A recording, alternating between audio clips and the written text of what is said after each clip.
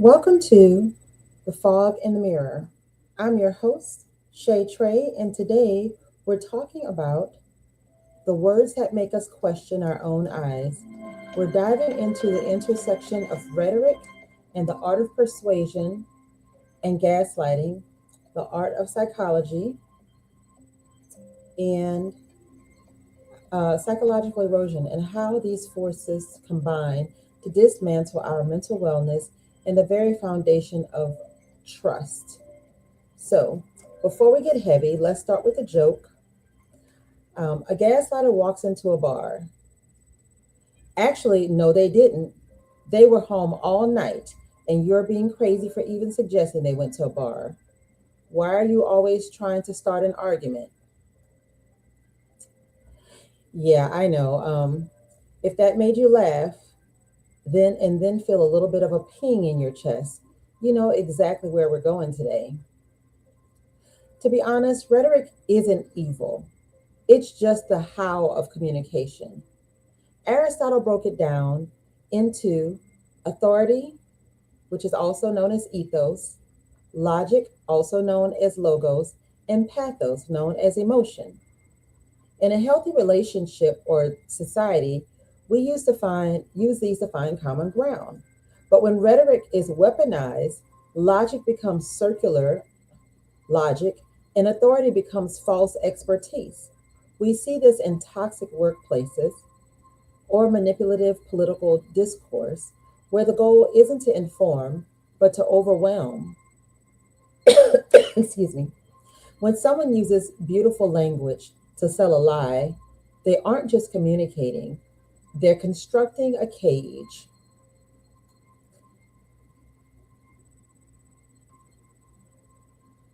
Gaslighting is a specific type of rhetorical abuse. It is repetitive, it's the repetitive denial of someone's reality.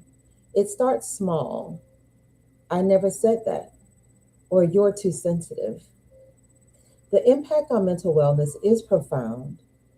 This isn't just a disagreement, it's a neurological hack.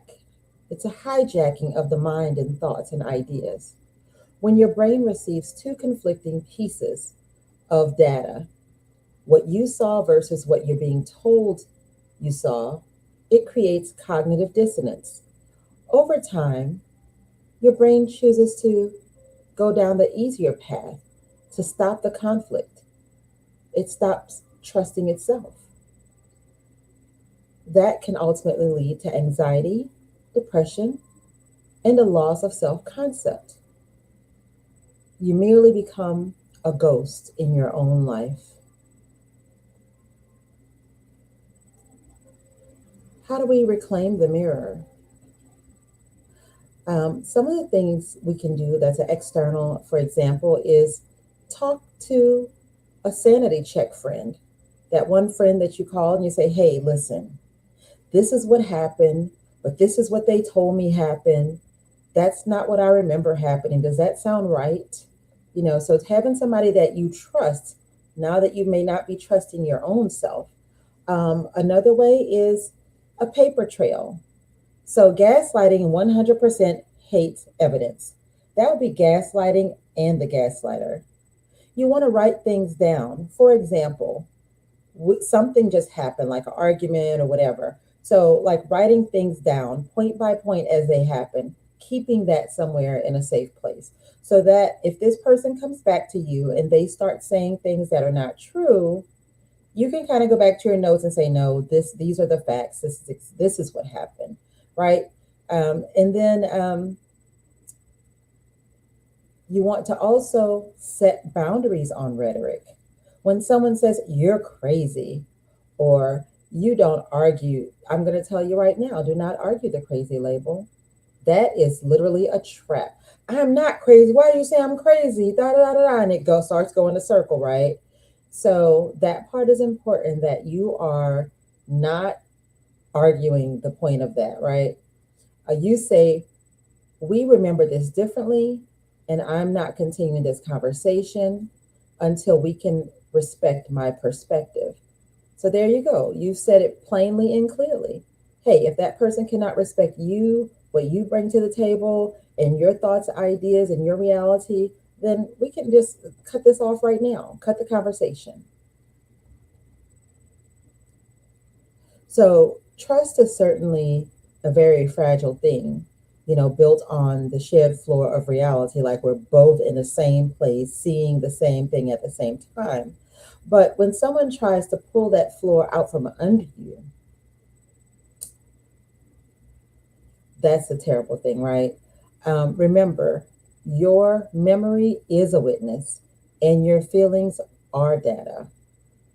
So let's go ahead. I wanted to share some important terms with you because sometimes in brief meetings like this, people can think to themselves, I wish I knew more. Wish I understood more. So let's go over a few definitions to help you to better understand the aspects of this and the unhealthiness of it.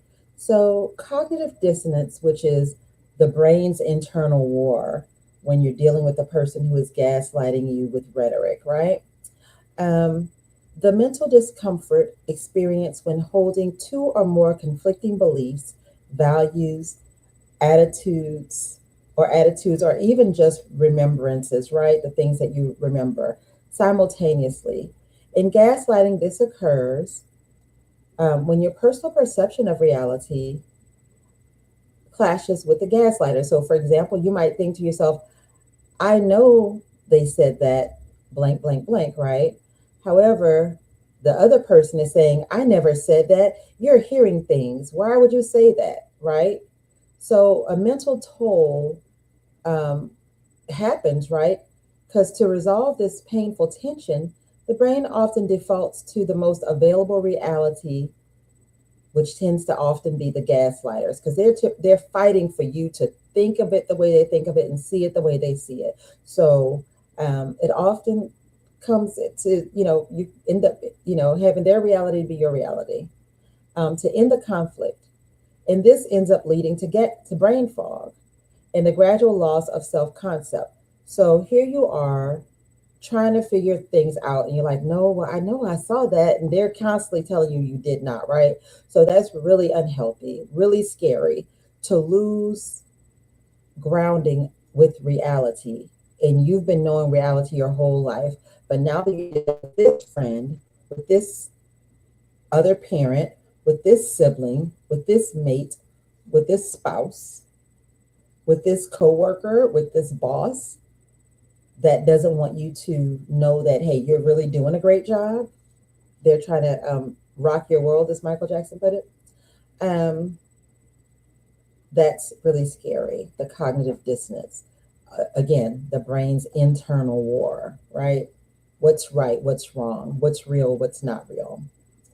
Um, also thinking about intermittent reinforcement. So some people may call this the slot machine of abuse, okay? So this is a schedule of rewards given at unpredictable intervals. It is the most powerful way to condition a behavior because the subject, which would be you in this case, keeps playing in hopes of the next payout. In gaslighting, this is the cycle of cruelty followed by random bursts of affection, praise, or love bombing. And the mental toll here is it creates a chemical addiction to the relationship through dopamine spikes during good moments, making it much harder to leave than a relationship that is consistently bad. So here you are, this person is treating you badly, and then they treat you well, and then they treat you badly, and then they treat you well. And you're like, what is this roller coaster? Why is this person doing this to me? Right? You're like, question, why? But I didn't do anything. It's not about you. It's about them. And this is their personality and their way of functioning. So you have to understand, though, that this will continue to go on and on and on and on. Okay? So don't get stuck. Don't get caught up in the 5 minutes of fun. Do not get caught up in the 5 minutes of, oh my God, this is so sweet. And then 5 minutes later, it all goes down the drain.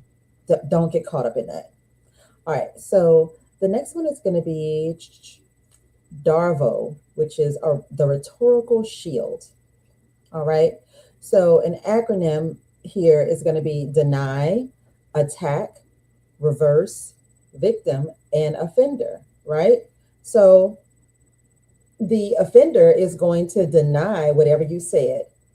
Sweetheart, I saw a woman texting on your phone. Who is that? That person's going to say, there is no woman on my phone. My phone isn't even in the room. Why would you say that? How would you see something like that? So they reverse and then reverse the victim and the offender. So now the person who is really the victim feels like the offender, and then the person who is the actual offender, now they're playing the role of victim. Woe is me. What are you talking about? The phone was never in the house. I mean, how could you see that? No woman is texting me. How did you see my phone? Mind you, this whole experience, the phone is sitting right there next to the bed, right? The phone is not in this room. I didn't even bring the phone here. Why would you say things like that? So you have to be mindful that when you know the facts, you see it, you touch it, you felt it, you heard it, you saw it, recognizing that what you know to be the fact is the fact. Now, the longer you stay in this relationship, the more off kilter you will become, the more fragile your mental health will become. So if you're in the beginning stages of something like this, exit stage left. I'm just telling you, exit stage left. So maybe you can, get therapy and all this stuff, but we got to see if that's going to work with that particular person and that particular personality type. Okay. All right. So we're talking about DARVO. All right. So this is a specific manipulative tactic used to avoid accountability. When confronted, the person denies the act, attacks the person confronting them, and they claim they are the one being victimized. The mental toll that it takes, it leaves the true victim feeling guilty and ashamed for even bringing up the concern, effectively silencing them in future conflicts. So over time, you as the victim will begin to become silent because you're questioning whether or not the things that you thought were true are real or true, because you're constantly being told that they're not. So basically, you just start accepting the abuse without question over time, right? All right. And then here we have two more I want to share. One is epistemic authority, also known as the therapy speak weapon. Here, using the authority of scientific or medical language to give false sense of truth to a statement. In rhetoric, modern gaslighters often use therapy speak terms like boundaries, triggered, or trauma to describe their own controlling behavior as self-care. The mental toll that it takes makes the victim feel like they are anti-health or uninformed if they disagree, further eroding their confidence in their own logic. So be mindful. Just because someone went online and read a few articles, it doesn't make them a therapist or a doctor or a psychiatrist or psychologist.